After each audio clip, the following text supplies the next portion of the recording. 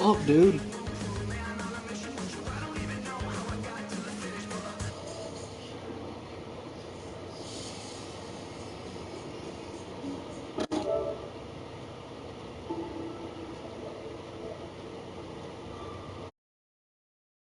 I'm Larry Ridley.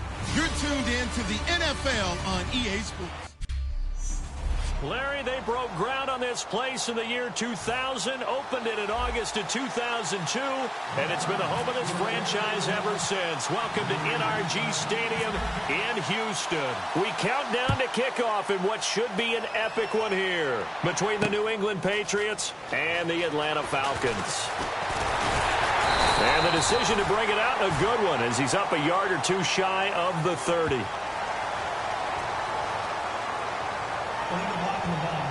Return team.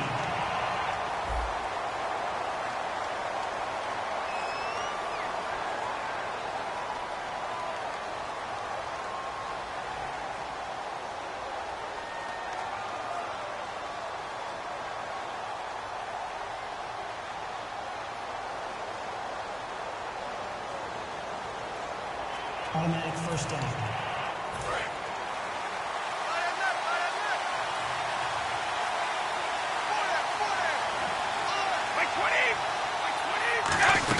They'll run it now out of the gun.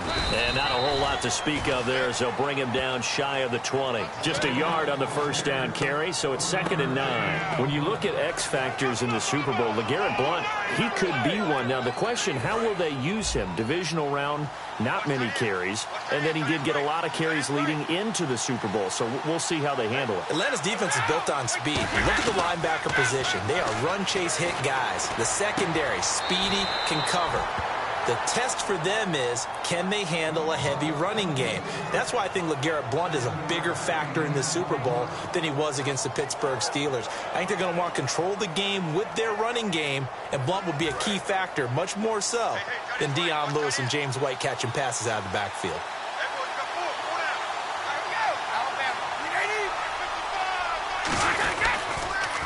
Brady gives now to Blount. And he will lose yardage here back at the 23-yard line. And a loss of 3 to bring up 4. But when it comes to the running game, the New England Patriots, they're one of the few teams in the NFL that I don't think care much about balancing things out. Last year, to your point, 5th in passing yardage, number 30 in the run game. What they want to do each and every week is make a game plan based on their opponent, not so much their own personnel, and they try to attack that way. So on 4th down, the left-footed Ryan Allen to kick it away for the Pats. Back deep for Atlanta, Devin Hester.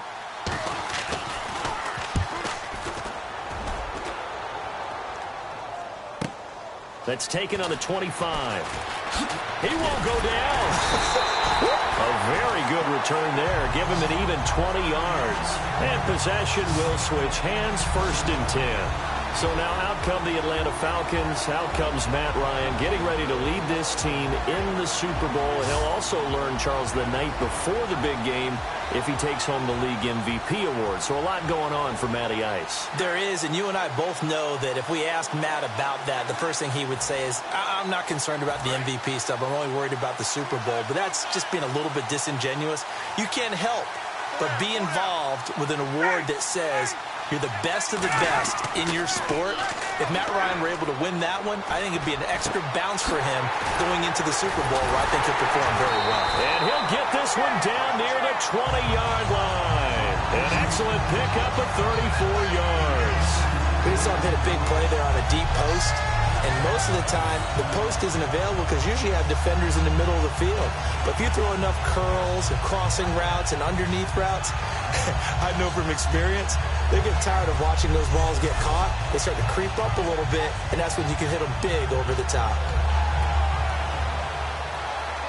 Offense comes to the line now, 1st and 10.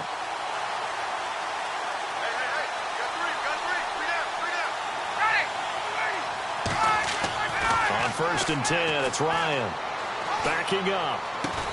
And it pops free. The collision there jarred the ball loose and brings up 2nd down. Offense still needing 10 yards. 2nd down.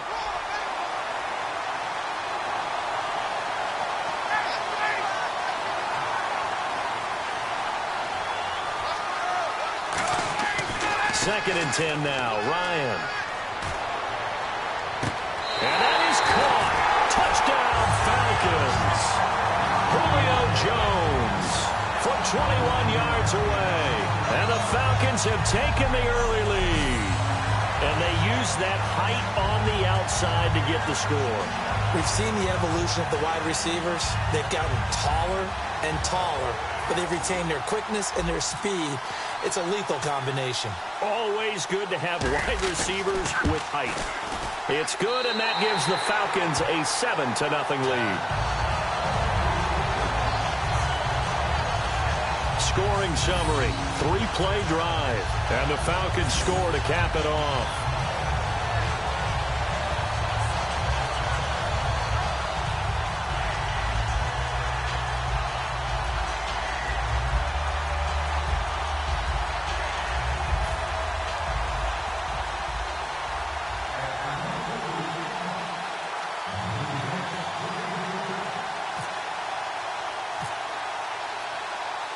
Now after the touchdown, it's Bosher to...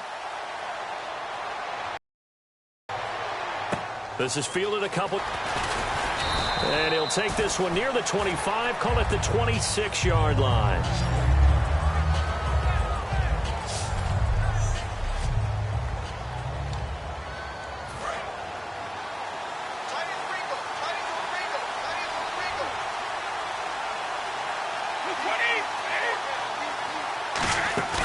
Now a play fake here on 1st down. And the Falcons get there. The Falcons get the sack. Down he goes. The corner blitz gets there as he goes down for a loss of 7. Well, when defensive coordinators game plan to put pressure on a quarterback, they often want to use blindside rushes, and that's exactly what they did there. The cornerback gets to him and drops him.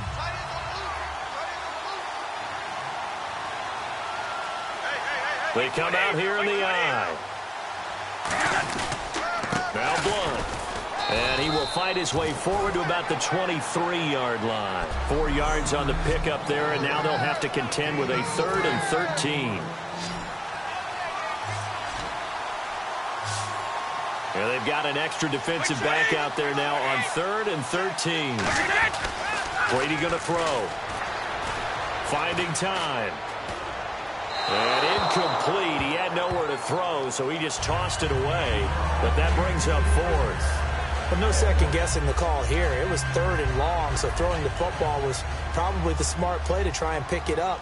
But they don't get it, and now the defense goes off the field feeling pretty good about themselves, gaining some momentum as they force them into a likely punting situation. He gets this one away, and boy, it's another boomer. On the return, Hester. Still on his feet. A great return there of 22 yards. And it'll be Falcon football as they take possession. And before the Falcons take over on offense, a stat that is definitely worth mentioning. They have scored this year 540 points, tied for 8th all-time in league history. But my question to you, if you had to pick one key for this offense to be successful against New England, what do you think that would be? Offensive line. And I know that's not a very sexy thing to talk about, but the rebuild of the Falcons' offensive line over the last 2 to 3 seasons has put them in a position to where they are in a Super Bowl. Because that offensive line allows all that great talent at the skill positions absolutely flourish. The front office and the head coach, a tremendous collaboration of rebuilding that roster. Freeman, the lone man in the backfield. Now it's Ryan. And Jones has it over the middle. A gain of 6 there on 1st. Well, it's no secret the defenses have pretty much not been able to cover Julio Jones this season. How did the Patriots do it? I know that that's the $64,000 question. What's the answer? I think they do it in a variety of plate that they'll throw at him. Sometimes you'll see Malcolm Butler, the #1 corner, go ahead and line up with Julio Jones. There'll be times where he won't, and they'll end up double-teaming Julio. But whoever's on that side will show him different things. They'll come up and press him. They'll back away. They'll pretend to press. They'll run with him. They'll wait at 5 yards and catch him and then try and jam him there. So many different things. Anything trying to chip away at his timing. I like that one, partner. They go back-to-back with excellent gains And really, it shouldn't be a surprise who they were throwing the ball to. He's their best guy. Yeah, we knew that they would get him involved early. They're doubling down on getting him involved early. Don't be surprised they'll come right back to him again. They haven't shown the propensity to be able to stop him. The left side completion to Jones. 11 yards for number 11. And when these two are clicking, Ryan and Jones, and we've seen multiple hookups here in this one, usually their offense is clicking, and that's why they're winning. Yeah, they tend to follow what those two do. They set the tone for either a good day or maybe a tougher day. And right now, we're seeing an excellent game because those two are finding each other. No matter where on the field, they're making plays. His throw incomplete. He was looking for Mohamed Sanu there, and that'll bring up second down.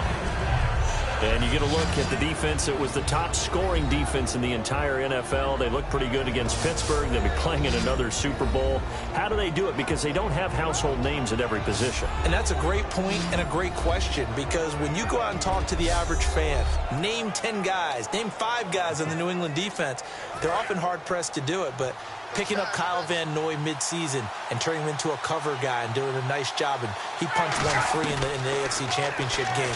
And take a look at Alan Branch holding down the middle against the Pittsburgh run defense. They may not be household names, but they know how to coach them up, and they know how to plug them into the right places. That's right. If it's a game of chess, the Patriots always move the right pieces. I know in every game we do, we talk about momentum. That was a momentum play lost. And now there could be a letdown because they didn't get the interception. Yeah, you could almost hear the collective gasp on the sideline as he could not come up with that football. Here's Ryan to throw. They get only 4 that time as that leads us to a 4th down. One hallmark of good defenses is understanding the game, understanding positioning, and tackling immediately in the secondary after catches. I think we just saw that on display right there. Got to him before he ever had a chance to think about turning it upfield.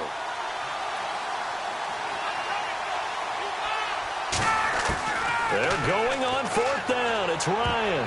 And it is incomplete. They can't hook up here on the 4th down pass attempt. And the Patriots defense is going to take over on down. And the Patriots getting ready to go again on offense. And, Charles, you and I get a stat pack before every game. At the top of this one for the Patriots, the first note was that they're on their way to their 9th Super Bowl appearance. That is something. Most of any team. And 8 of those since 2001. Would that be accurate? That because is accurate. The first one was Super Bowl 20. That didn't go very well against the Bears. But since that time, they've become the predominant team, going to Super Bowls and winning them. What a franchise.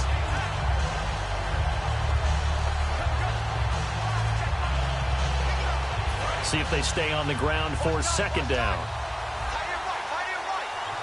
They come up in an offset eye. Again, here's Blood. And he'll lose yardage here. Back to the 15. He'll wind up losing a yard on the play. And all of a sudden here, it's 3rd down. The evaluation process in today's NFL does not take into account as much bulk as it does speed, and that's what we're seeing with the linebacker position. Those guys that can run, they can play at any spot because they can make plays on the opposite side of the line of scrimmage. Here's Blood, and he's going to have the 1st down as he's marked down just shy of the 20. It's a gain of 4 there, and it gives him a new set of downs. I don't know about you, but that almost felt like old-time football there. 3rd and 2 is not necessarily just a running down anymore. A lot of times they want to throw the ball. They went back to the roots and powered forward and get the 1st down. They'll run it now out of the gun. And nothing doing. He's immediately taken down at the line of scrimmage. No gain on the play there. 2nd down. And say hello to the Atlanta Falcons on defense. So many baby faces. Charles, as you and I have talked about, 7 first- or second-year starters. And they're going to have their hands full against Tom Brady and the Patriots in the Super Bowl. They certainly are. And when you're talking about some of those baby faces, think about these rookie starters. Deion Jones at middle linebacker. Devondre Campbell at outside linebacker. Keanu Neal at safety. But it's a 2nd-year guy that I'm keeping my eye on for this game. That's Vic Beasley. Led the league in sacks with 15.5, and that's force enough. But he also forced 6 fumbles. And if he can get back to Tom Brady and have a few strip sacks, that could change the game. I know exactly what's going to be said about that play from the defensive perspective. What's that? That's why I tell all you guys we need more than one tackler to the ball. He broke the first tackle. Luckily enough, there were more people there to get him down. short of the sticks after that completion, and now it's third down for this offense.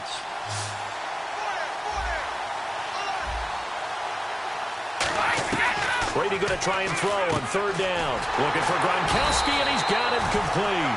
It goes as a gain of 6, and it's a first down. Ah, yes, Brady to Gronk. You think these two are in sync?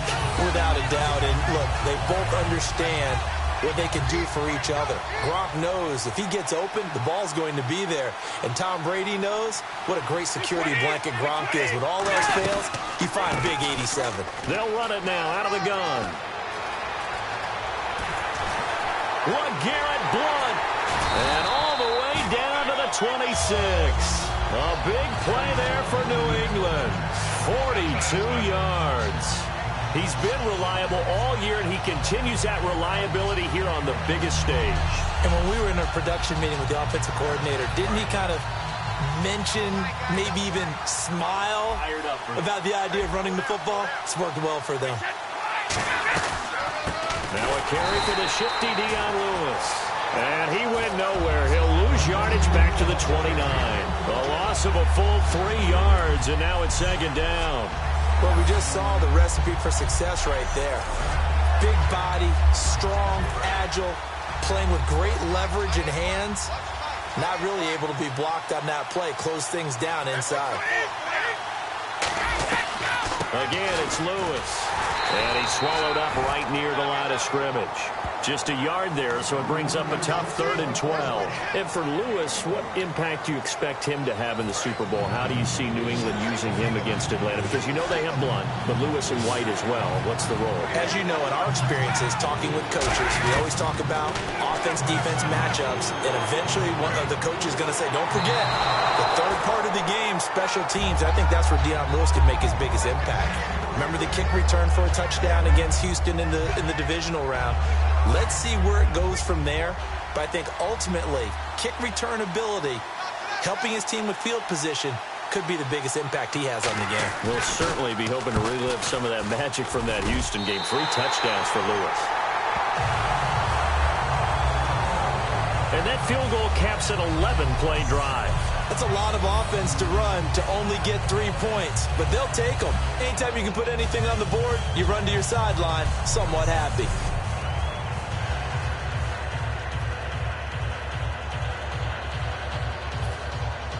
Gostkowski now converted for 3. Now he'll kick this one away. Fielded about a yard deep. A little 360. And the decision to bring it out, a good one, as he's up a yard or 2 shy of the 30. Atlanta now coming out on the field. And on the last drive, they were in field goal range. They just opted not to kick it, didn't get it. How does that change the mentality this go-around? I don't think it changes much for the head coach, because this is what he preaches all the time. Attack at all times in any spot on the field, and he likes touchdowns, not field goals. Now, your field goal kicker, you've got to make sure you nurse him through and say, okay, don't worry about it. When we need you, you've got to be ready to go. Now with the play clock about to expire, we get a whistle and a timeout. They'll have 2 remaining as we step aside here in this first quarter.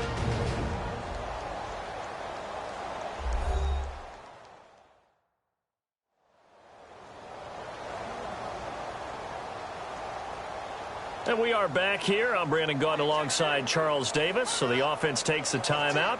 And now we're set to get going. Looks like the defense in press coverage here.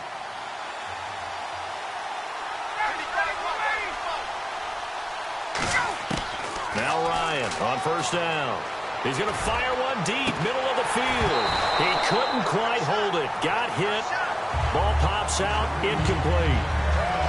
Well, they went for the big play there, but that drop could really hurt their momentum. So the incomplete pass brings up second down.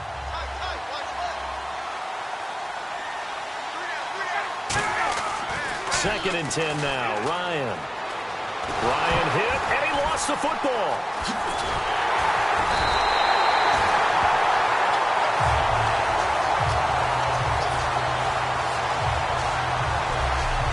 Plays like this where the ball comes free, it's often unusual for the team that lost it to get it back, because This is the quarterback. The ball gets away from him. Everyone else is trying to execute what they're supposed to do on offense. They're usually looking in the other direction, downfield, or have moved away from him. In this case, though, a teammate is able to come up with the ball. It's caught. Jones. And he's brought down after a good gain. That one goes for 24 yards. I really don't think that Julio Jones could be happier right now. Plenty of catch opportunities in this game. He's converted them, and his team's winning. And Matt Ryan's happy, too, to have Julio Jones on the other side of these. Yeah, you know, a lot of times we talk about breaking teams down, and oftentimes just through a running game. These two, they can break a team down through the air. On every offensive coordinator, every play caller sheet, they have about 5 or 6 plays per game that they call shot plays or big plays, and you don't get many opportunities to dial them up, and they just did, and they drop it with a great chance to make a big play. That's going to hurt. Now Ryan. Caught on the right side by Jones.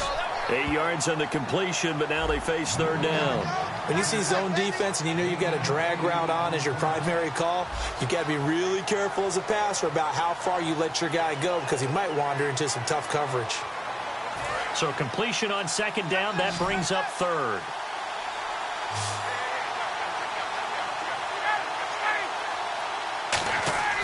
Third and 2, now Ryan. Got a man and he hits him in stride. And he's able to take it across midfield before going out of bounds. It's a gain of 4 and it gets him the first. And Brandon, from our time in college football, where receivers weren't running the traditional NFL route tree, one thing they did learn, find open areas, find soft spots, and set up and catch the ball. And I think we just saw that there. Yeah, we saw that indeed, picking up the first.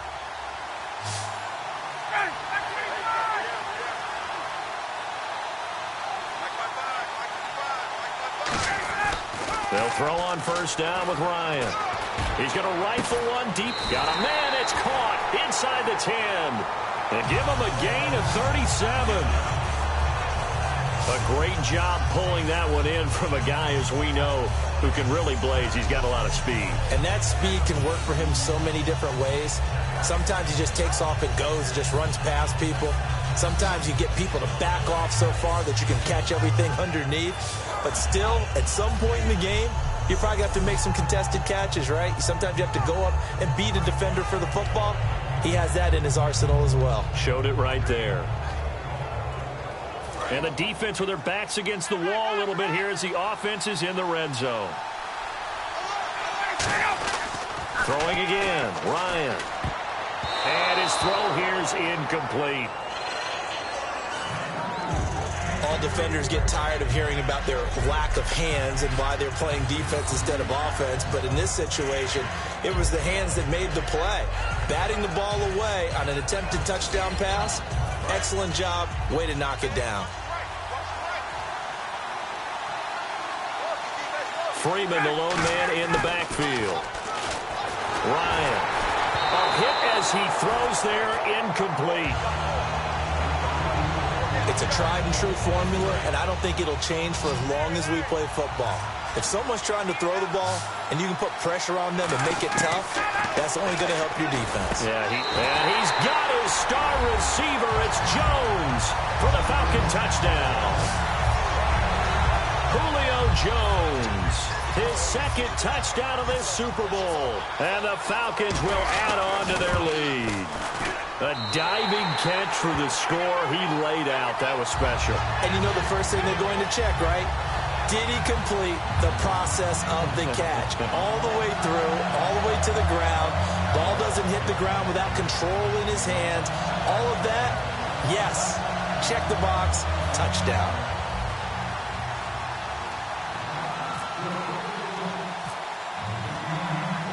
Now after the touchdown, it's Bosher to kick it away. Danny Amendola on the return. And a good return as he'll be stopped just shy of the 30-yard line. Now the Patriots offense, they work their way back out onto the field. And tough to win games if you're going field goal, field goal, field goal here. They got field goal last time. Now they'll be looking for a touchdown. They're looking for the big chunk now because, as you noted, the field goal way of doing it makes it that much harder. It puts more pressure on every possession for you now. Go ahead and get 6. Pressure brought in, and the Falcons get there for the sack. Rashid Hagman in there to sack him for a loss of 6. Well, they were coming out of the 4-3 defensively. Pressure coming off that right side from the DN. And that's the blind side of most quarterbacks. If you're right-handed, that's the side you don't see quite as well. And that's why you rely on your left tackle, maybe your highest-paid offensive lineman, to take care of you. In this situation, that didn't happen. Okay, even just being nice, the last 2 plays were not very good offensively. So if you're the play caller, was it the team's execution or was it strategy? If it was execution, you continue to call the game the way you're calling it. But if it's strategy, change up what you're doing and figure it out.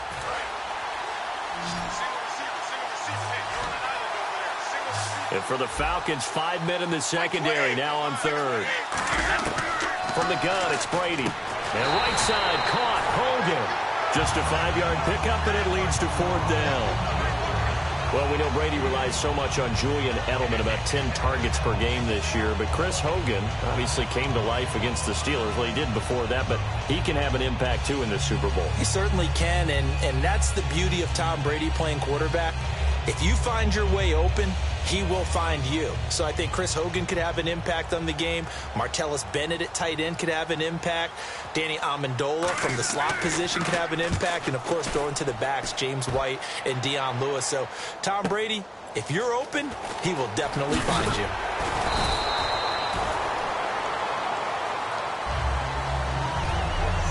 So 1 quarter down here in Super Bowl 51. 14-3, that's our score. This is the NFL on EA Sports.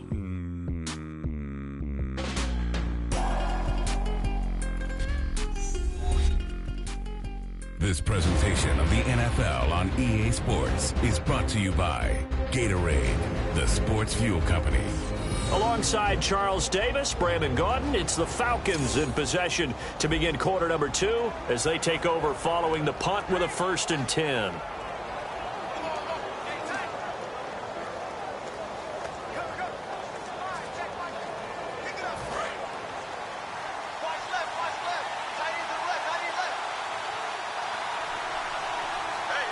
They come up in an offset eye.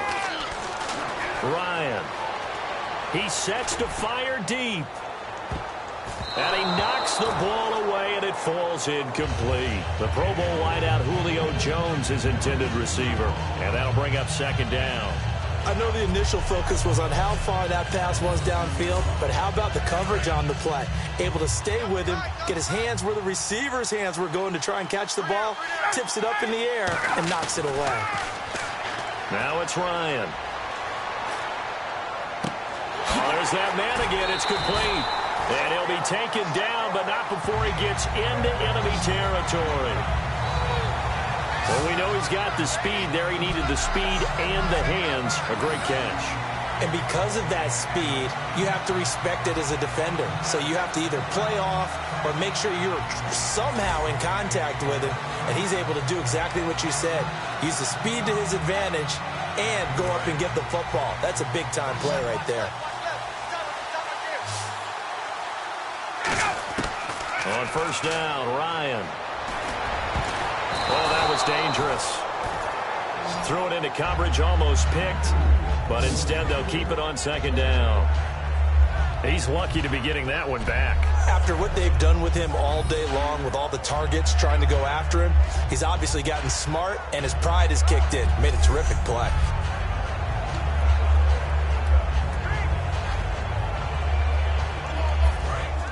And on the outside, they're playing press coverage.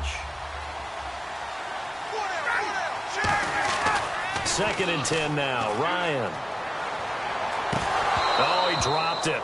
They were looking for him in the middle 3rd. He couldn't catch it. Now 3rd down. Every time I see a hitch pattern dropped, I go back to the combine because there's a drill that they use all the time that's called the gauntlet drill, where a receiver catches the ball and just works his way straight down the line and catches it from different sides. And the problem with that drill, is that you don't actually have to secure the catch. You just kind of catch it, drop it immediately, and keep moving. And sometimes that shows up on plays like this.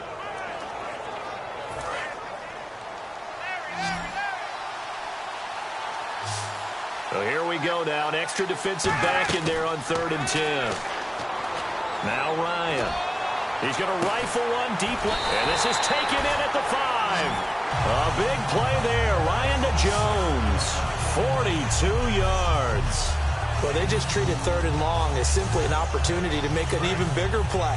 Normally, you're just trying to pick up the first down, and you know where the sticks are. They took this thing way downfield. Confidence in the receivers to go up and make a play, even with defenders around them. That's caught at the 3. It's a gain of 5, and that'll make it 2nd and goal. Seeing that play and understanding just how tough it is to cover tight ends, especially the ones running around the NFL nowadays, makes me glad I didn't make it in that league.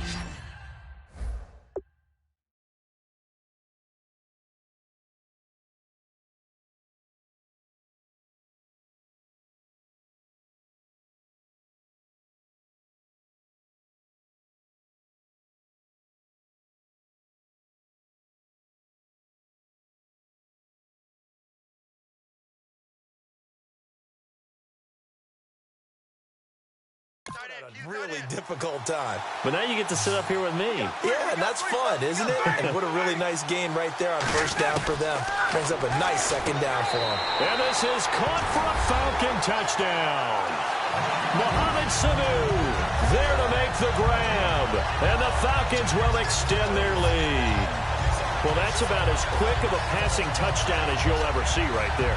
Everyone has a section in their playbook called the quick game. That was a super quick game. Out of the hands of the thrower, bam, right to the receiver, successfully for a touchdown. How in-depth is that quick game part of the playbook? It's pretty in-depth because people want the ball out of the hands of the quarterback into the playmaker's hands downfield as fast as possible. There are a lot of plays, a lot of options involved with that. So that drives 7 plays in length. And the end result, an Atlanta touchdown. Now after the touchdown, it's Bosher to kick it away. That'll be taken in the end zone. And he'll take it up past the 25 to the 26-yard line. So the Patriots coming out now. And down on the scoreboard, certainly needing to avoid what happened on the last drive, punting the football. Sense of urgency has to take over for them here. They know the score. They know the situation. And by the way, the punter no longer exists for their offense. That's how they have to treat this drive. They need points. They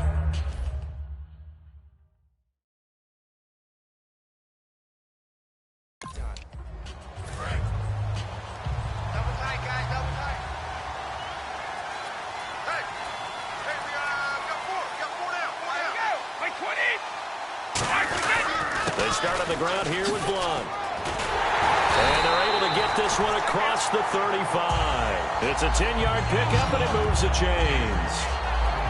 Whenever we meet with coaches and they always talk about wanting to establish running the football, it's oftentimes with a good tight end who can control the line of scrimmage and the point of attack, and they're becoming harder to find because the colleges are giving us a whole lot of receiving tight ends, former wide receivers who can run, not necessarily block very well. In this case, though, we saw 2 tight ends on the field, both of them with the ability to block, and he ran the ball successfully behind that power set. Unable to get it to Gronkowski that time. Okay, Brandon, before we break this game down any farther, I've got to talk about Tom Brady. He's going for his 5th Super Bowl title. I think Bradshaw has 4, right? Montana has 4. Brady wants to be the only quarterback with 5 Super Bowl titles. Won his first one back in 2002, trying to get number 5 in 2017. You'd think if he gets it, that he puts all the rings on at the same time. For a definite photo shoot that'll go up in New England, everywhere, no doubt about it. I mean out in public, just for fun. Why not? Hey, he'd be Tom Brady with 5 Super Bowl championships, the first and only quarterback at that time. Frustrating for a defense, energizing for an offense. Finding a way to create that type of yardage in your running game, that'll make the guys carrying the ball very, very happy. From the gun on 3rd down, Brady. And Amendola with a catch. And he has the first down yardage before they bring him down right at the 45. So he makes the grab and the chains move forward. Nice job by the offensive line giving them time to complete that first down pass.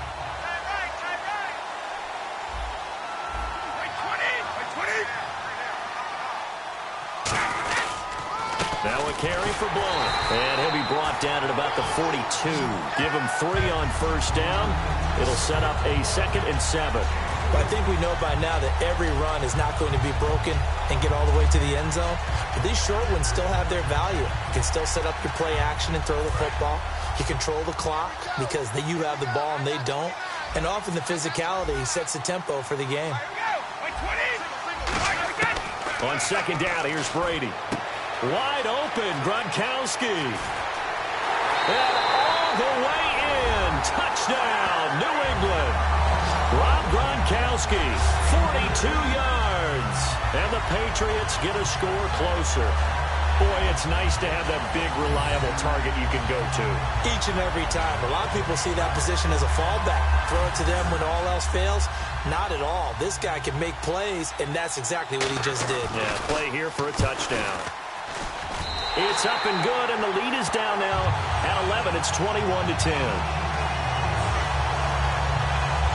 A drive that time of 6 plays, and it's finished off by a Pats touchdown.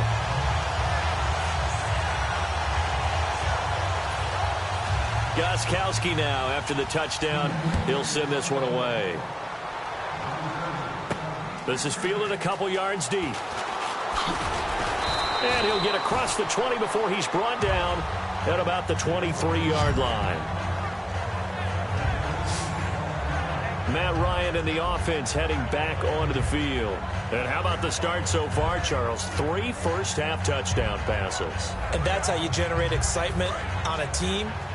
Keep your offense moving at a really high level. And it's also how you establish leadership, by playing that well. 3 touchdown passes, that's the way to lead. Now he's just hoping for number 4. 2 yards on the pickup there. It'll be 2nd and 8. And speaking of Devontae Freeman, Charles, curious how the Patriots are going to handle he and Tevin Coleman. They've been such a good 1-2 punch this year. We know the Patriots have a good D. How do you see that battle going down? I sense that Atlanta's going to try and get the Patriots linebackers on the move because they are thumping-type guys on that side of the ball. And if you're Atlanta and you use Coleman and Freeman, get them out into space, make those guys chase a little bit and try and cover them, that'll be an interesting matchup. But what I like about Devontae Freeman, the passion that he plays with, and that sets a tone for his offense. He'll just have to make sure that he's not over-amped for the game and force some errors. An extra corner on the field for New England here on 3rd down. Yeah, another DB. On 3rd down, Ryan. It's caught. Jones. And he's going to have the first down at about the 38. 11 yards for number 11. And fits the exact right word. Over the middle, there's almost always traffic, so anytime you're a receiver in that area, you're not just focused on catching the football. You're wondering where the collision's going to come from, right? Because there's almost always someone there able to concentrate, catch it, and even added a little extra at the end with a short run. They'll throw on first down with Ryan. And it pops free. The collision there jarred the ball loose and brings up 2nd down. Okay, Parker, you ready for Brandon's off-the-wall stat question of the week here? Well, is that any different than any other time we talk? No, it's not. But Chris Hogan yes. and Julio Jones actually had the exact same numbers in the conference title games. 9 catches, 180 yards, 2 touchdowns. Who did it better? Wow, that's a great question. Listen, the easy trade answer is they both did it so exceptionally well, you just called a tie. But I'm breaking the tie. Yeah. I'm breaking the tie. Julio Jones did it better. That short slant where he ended up running over 2 or 3 people and taking it to the end zone, that was the clincher right there. Julio Jones did it a little bit better than Chris Hogan.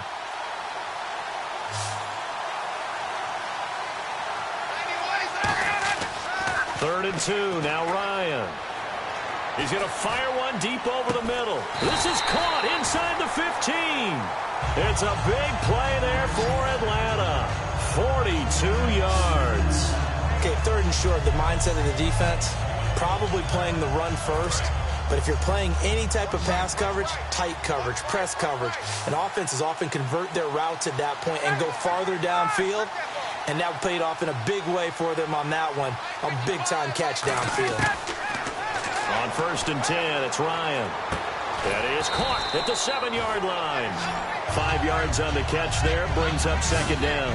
Got to give credit where it's due. Really nice defense on that play. The pitch and catch was successful, but not any run after it.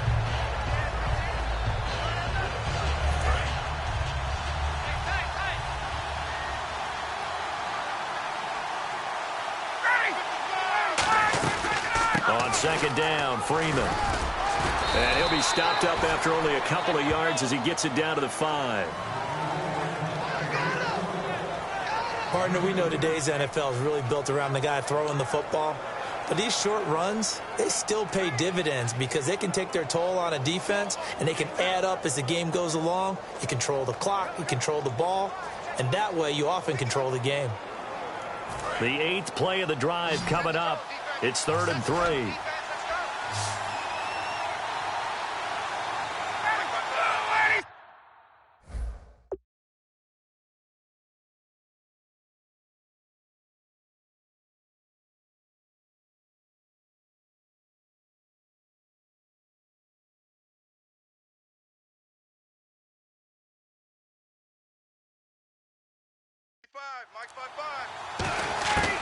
Ryan now to throw on 3rd down.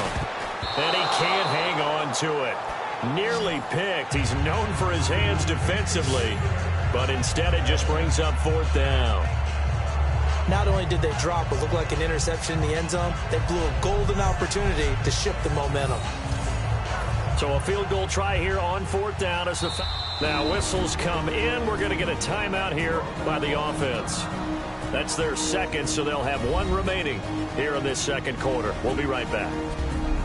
So the offense took the timeout. Looks like they're ready to go as we get set to resume the action. So on 4th down, off goes Matt Ryan, and on is another Matt Bryant. Oh, they flip it to the kicker. He looks like he's going to throw it. And how about this? It's complete. And he's got his tight end, Tammy. Touchdown, Falcons. From 4 yards out. And you and I talk a lot about these special teams. Comes into play here. The defense, not very alert. In the time as a defender, always saying, alert, be ready for the fake. But sometimes you fall asleep anyway. A 10-play drive that time. And the Falcons score to cap it off.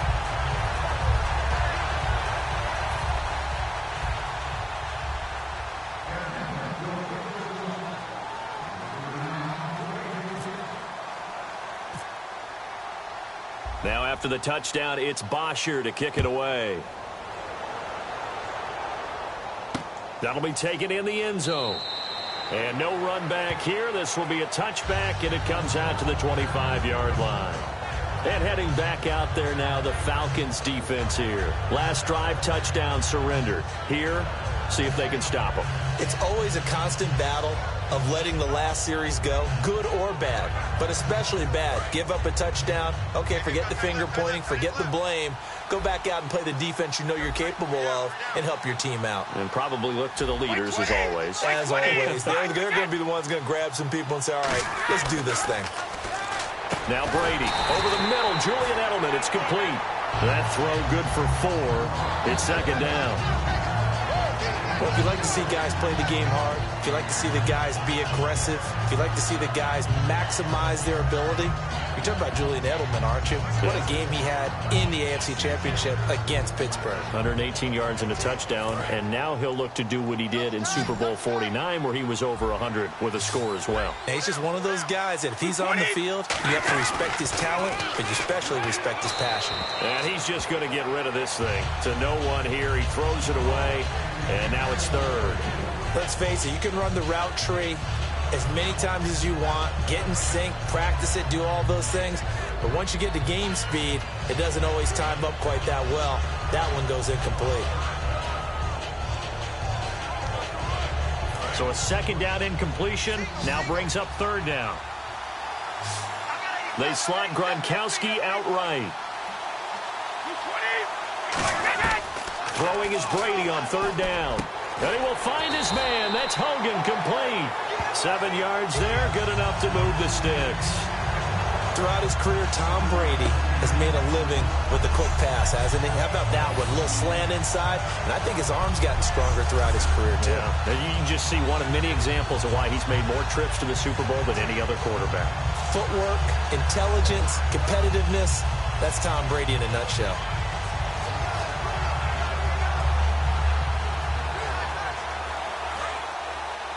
And play is stopped here. Timeout. It's the defense calling the timeout here. And with that, they're now out of timeouts. And still plenty of time remaining here in this second quarter.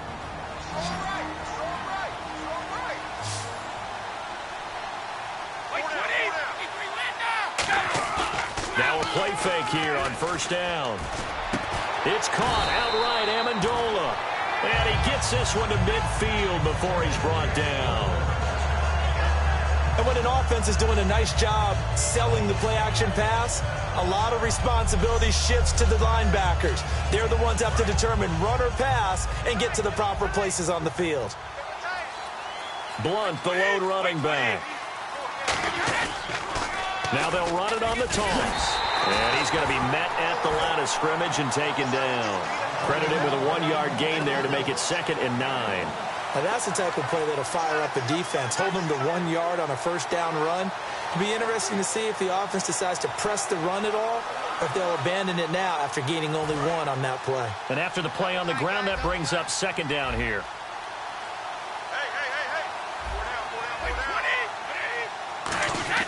On play action, now Brady. Surveying the field. Quickly to Gronkowski. That's caught.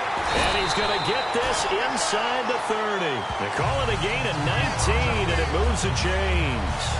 So much goes into a successful play, doesn't it? How about that play action there? Freezing the defense just enough to bring the tight end free downfield for the completion.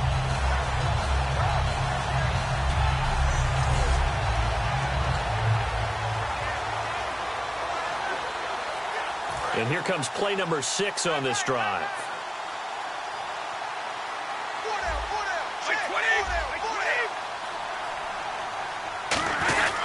They'll run it here with Blunt. And he'll take this down just shy of the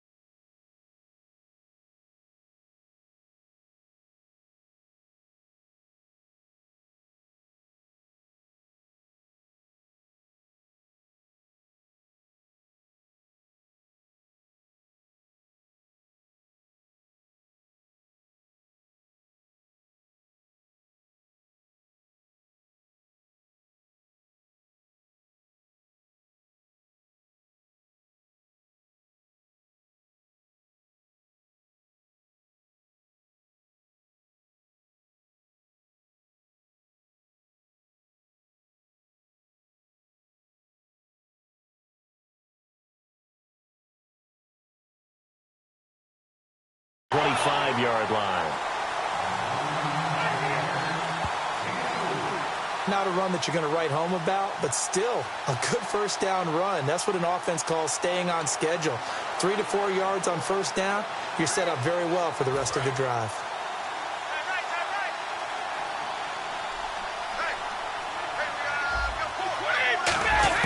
Brady to throw on second down. To the sideline, and oh, a nice catch there. Made sure the feet were inbounds, and they were.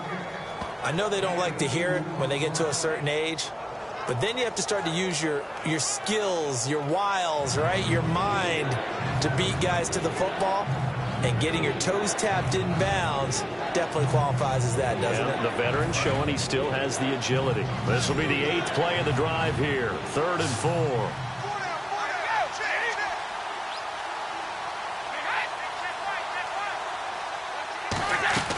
Play action. Now it's Brady. And